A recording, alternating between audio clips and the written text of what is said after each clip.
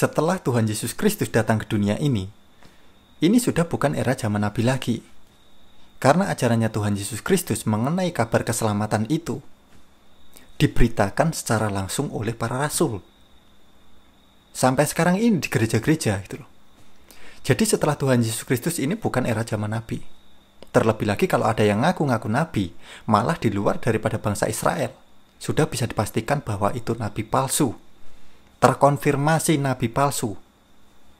Kita ngomongin iman Kristen dan Alkitab ya, tidak ada ngomongin di luar itu. Seperti yang tertulis di Injil Matius pasal ke-7 ayat ke-15, kita harus waspada. Ini wejangan, ini pesan, bukan main-main ini. Waspadalah terhadap nabi-nabi palsu yang datang kepadamu dengan menyamar seperti domba, tetapi sesungguhnya mereka adalah serigala yang buas. Hati-hati, nabi-nabi palsu ini menyamar. Seolah-olah seperti domba, kalem. Wah, ajaran kita ini yang paling sempurna, paling bagus, paling gini gitu. Tetapi apa?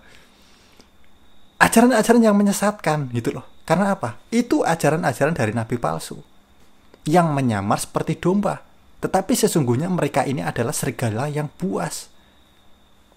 Makanya pesannya apa? Wejangannya apa? Waspadalah. Loh, ini nggak main-main. Nggak bisa main-main mengenai nabi-nabi ini. Makanya kita di kekristenan, kita nggak percaya nabi-nabi setelah zamannya Tuhan Yesus Kristus, terlebih lagi di luar daripada bangsa Israel. Sudah terkonfirmasi itu, bahwa nabi-nabi palsu yang akan datang setelah zaman Tuhan Yesus Kristus. Ibrani pasal ke-1 ayat ke-2. Maka pada zaman akhir ini, Ia telah berbicara kepada kita dengan perantaraan anaknya, yang telah Ia tetapkan sebagai yang berhak menerima segala yang ada. Oleh Dia, Elohim telah menjadikan alam semesta. Jadi kalau pada zaman sebelum Tuhan Yesus Kristus datang ke dunia ini, Elohim atau Sang Pencipta berbicara kepada manusia melalui apa? Melalui perantaraan para nabi ini. Tetapi pada zaman akhir ini, Elohim, Sang Pencipta, berbicara kepada manusia melalui perantaraan anaknya, putra tunggalnya, firman-Nya yang datang ke dunia ini secara langsung, itu loh, yaitu Tuhan Yesus Kristus. Jadi bukan melalui perantaraan nabi lagi, sudah enggak.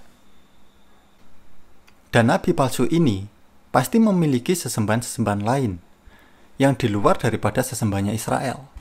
Teman-teman perlu tahu, sesembahan ini enggak cuma satu. Sesembahan ini ada banyak. Keluaran pasal ke-20 ayat kedua dan ketiga. Akulah Yahweh Elohimmu yang telah membawa engkau keluar dari tanah Mesir, dari rumah perbudakan.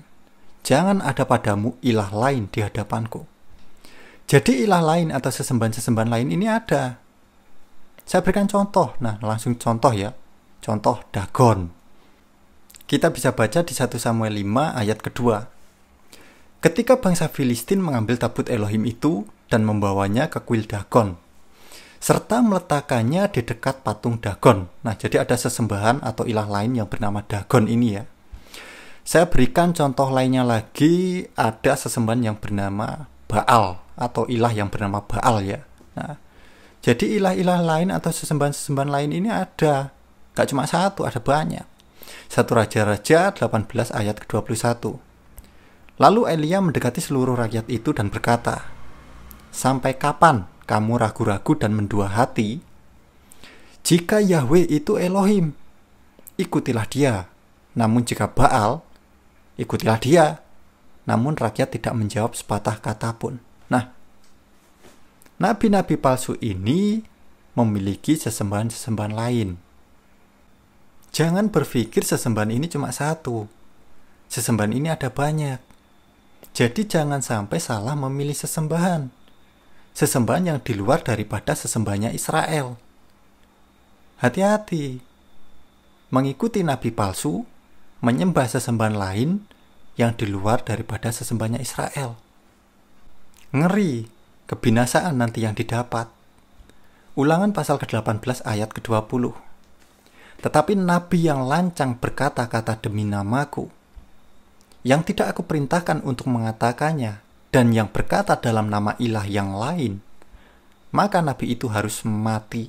Nah, jadi kalau ada nabi palsu ini yang berkata-kata seolah-olah demi nama sesembahannya Israel, sesembahan kita ini sama, padahal yang disembah lain, ilah yang lain, sesembahan yang lain.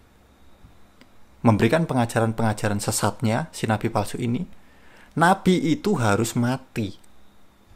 Ini pasti terjadi kepada nabi itu. Entah nabi palsu itu matinya karena apa? Mungkin dibunuh, diguna-guna, diracun, dan lain sebagainya. Pasti ini terjadi. Maka nabi itu harus mati. Mazmur 147 ayat ke-19-20. Dia menyatakan firman-Nya kepada Yakub, ketetapan-ketetapannya dan keputusan-keputusannya kepada Israel, bukan bangsa-bangsa lain. Dia tidak pernah melakukan demikian kepada bangsa manapun, dan mereka pun tidak mengenal hukum-hukumnya. Haleluya.